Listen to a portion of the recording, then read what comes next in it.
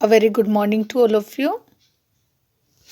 बच्चों ज्योग्राफी में आज हम चैप्टर 10 प्राकृतिक वनस्पति तथा वन्य प्राणी पढ़ना शुरू करेंगे। और इस चैप्टर में बच्चों हम वनस्पति के प्रकार, वनों या प्राकृतिक वनस्पति के लाभ, भारतीय वनों की विशेषताएं, वन संरक्षण एवं वन नीति, वन्य जीव, वन्य प्राणी, जैव विविधता को खतरे और जैव विविधता का संरक्षण आदि के बारे में पढ़ेंगे।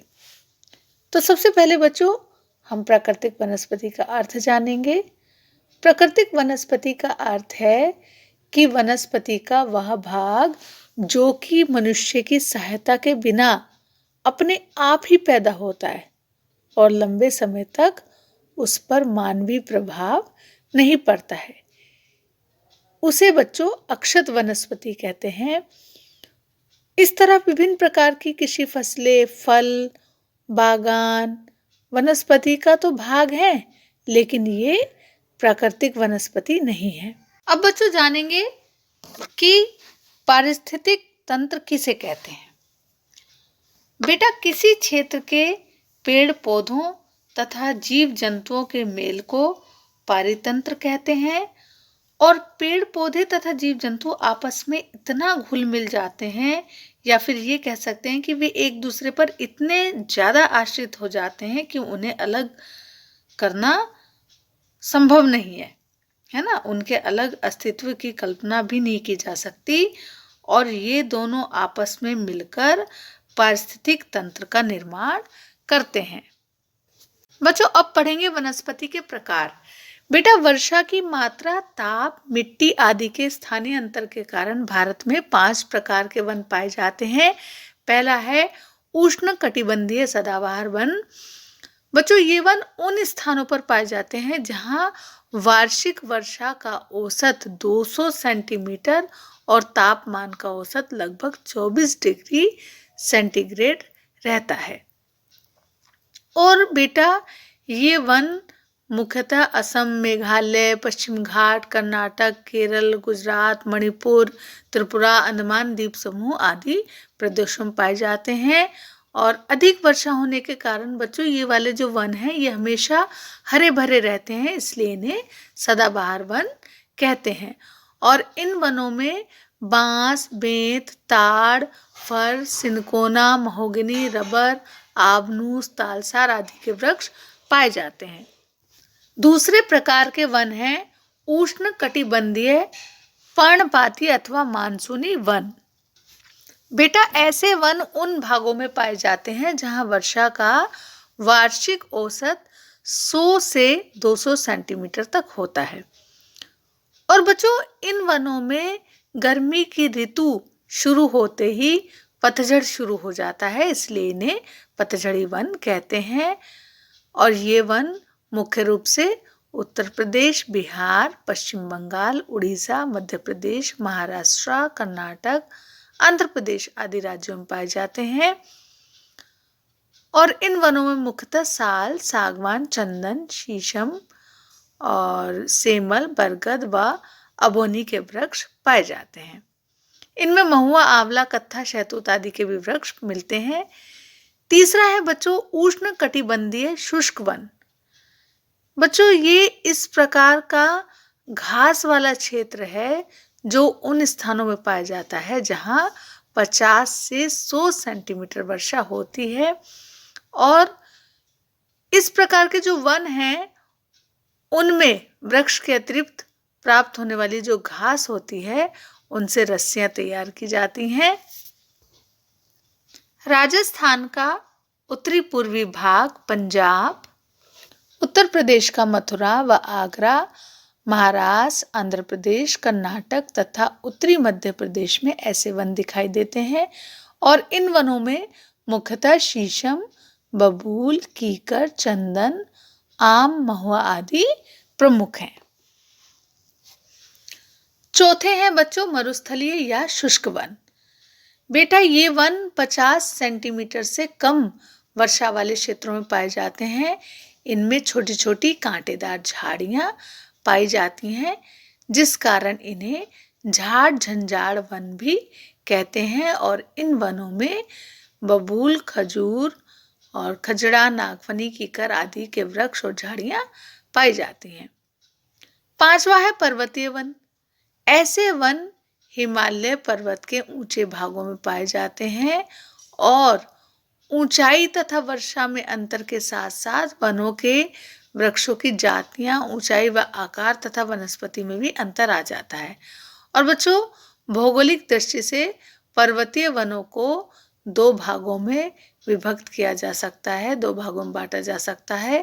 पहला हिमालय वन और दूसरा है प्रायद्वीपीय पहाड़ियों के वन। बेटा, अब पढ़ेंगे वनों से लाभ। बच्चों, वन जो हैं वो मानव जीवन के अनिवार्य अंग हैं और वनों के बिना मानव जीवन की कल्पना भी नहीं की जा सकती।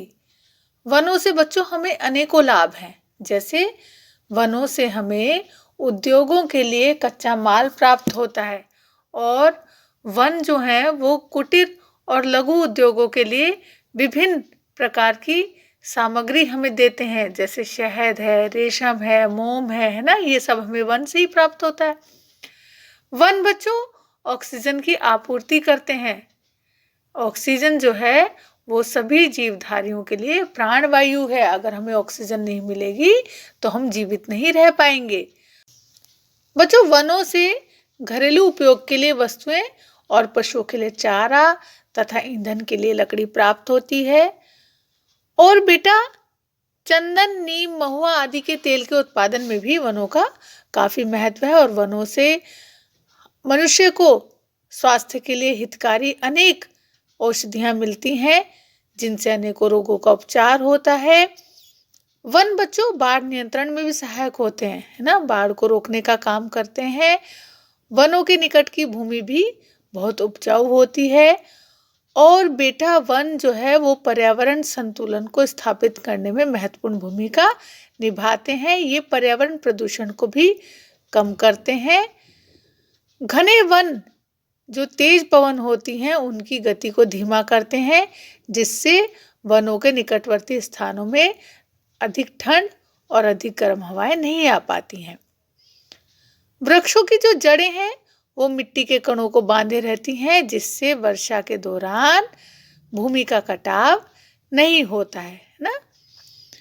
घने वनों से होकर शत्रु आक्रमण करने का साहस नहीं जुटा पाते हैं और वे असफल हो जाते हैं। इसलिए वन जो हैं वो विदेशी आक्रमणों से भी सुरक्षा करते हैं।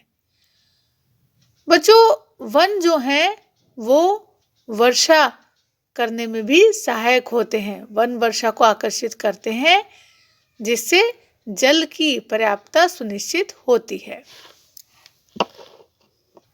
भारतीय वनों की विशेषताएं। बच्चों, भारतीय वनों में आर्थिक रूप से लाभदायक वन संपदा पाई जाती है और वनों से इमारती लकड़ी, औद्योगिक कच्चा माल, औषधियां आदि प्राप्त होती हैं और भारतीय वन वन्य जीवों से भी काफी समृद्ध हैं। भारतीय वनों में विविध प्रकार के वन्य जीव, पशु, पक्षी और कीट पाए जाते हैं। बेटा, भारतीय वनों में विभिन्न प्रकार के वृक्षों की तथा पादपों की भी प्रजातियां पाई जाती हैं। अब बच्चों, वनों पर आधारित प्रमुख उद्योग। बच्चों, कागज उद्योग, खेल उपकरण उद्योग, माचिस उद्योग, तारपीन उद्योग आदि जो उद्योग हैं ये सब वनों पर आधारित हैं। अब पढ़ेंगे बच्चों भारत में वनों का ह्रास। बेटा, आज के समय में मनुष्य अपनी जरूरतों को पूरा करने के लिए वनों की अंधाधुंध कटाई कर रहा है और इस कारण जो वन संपदा है वो धीरे धीरे कम होती जा रही है। और जो भारत में वनों का ह्रास है उसके निम्नलिखित कारण है। सबसे पहला कारण है बढ़ती जनसंख्या, क्योंकि बच्चों जनसंख्या बढ़ने के कारण खाद्य आवश्यकताओं की पूर्ति करने के लिए वनों को काटकर उन्हें कृषि योग्य क्षेत्र में परिवर्तित किया जा रहा है। दूसरा बच्चों, ईंधन की लकड़ी के लिए वनों का विनाश किया जा रहा है, क्योंकि एक बड़ा जनसंख्या का जो भाग है भारत का वो घरेलू ईंधन की आवश्यकता के लिए वनों की लकड़ी का उपयोग करता है। और बेटा, अनेक क्षेत्रों में अनियंत्रित पशुचारण के कारण भी वनों का विनाश हो रहा है। जो औद्योगिकरण एवं खनन के कारण भी विशाल मात्रा में पेड़ों को काटा जा रहा है और बढ़ती ऊर्जा आवश्यकताओं की पूर्ति के लिए नदी घाटियों में जल विद्युत परियोजनाओं का निर्माण किया जा रहा है, जिस कारण जो बड़े बड़े वन क्षेत्र हैं वो नष्ट हो जाते हैं। और बेटा, भूकंप, भूस्खलन और वनाग्नि जैसे जो प्राकृतिक कारण हैं उनसे भी काफी बड़े क्षेत्र के वन नष्ट हो जाते हैं। अब बच्चों, ये जो वनों का ह्रास हो रहा है, जो वनों की कमी हो रही है, इससे अनेकों समस्याएं उत्पन्न हो गई हैं। इसके अनेकों दुष्प्रभाव हो रहे हैं जो कि निम्नलिखित है। वन जो है वो मृदा के कणों को अपनी जड़ों तथा वनस्पति में बांधे रखते हैं और इनके उन्मूलन से प्रभावित क्षेत्र में मृदा क्षरण बहुत तेज गति से होता है। बच्चों, वन जो है वो वर्षा को आकर्षित करते हैं और इनके अभाव में वर्षा की मात्रा में भी कमी आती है, जिससे सूखा और अकाल जैसी समस्याएं उत्पन्न हो जाती हैं। बच्चों, वन पर्यावरण प्रदूषण को कम करते हैं और वातावरण की प्रदूषित वायु को शुद्ध करते हैं और इनके ह्रास के कारण पर्यावरण प्रदूषण में वृद्धि हो रही है। ऐसे ही बच्चों, प्राकृतिक जल स्रोत जैसे तालाब, झरने और छोटी नदियों का उद्गम भी वन क्षेत्रों से होता है और यदि वनों का ह्रास होता है तो इस कारण जल संकट उत्पन्न होता है।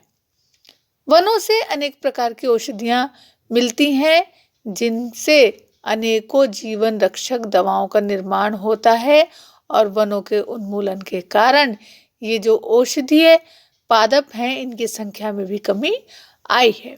अब हम पढ़ेंगे वन संरक्षण के उपाय। सबसे पहला है वनों का विस्तार।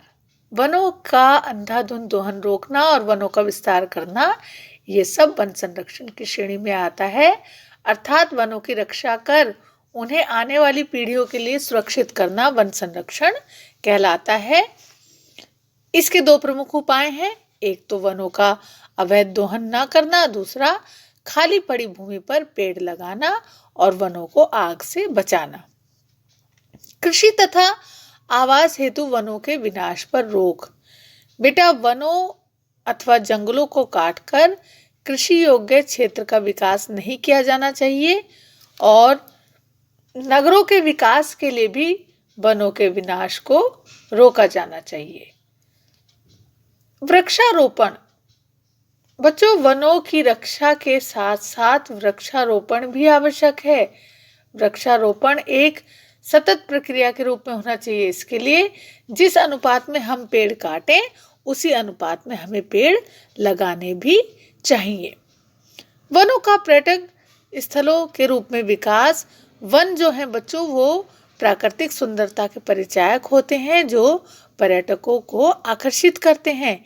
इससे वन संरक्षण के साथ साथ सरकार को भी आय प्राप्त होती है और इसी को ध्यान में रखकर अनेक देशों ने नेशनल पार्क और वन अभयारण्यों का विकास किया है।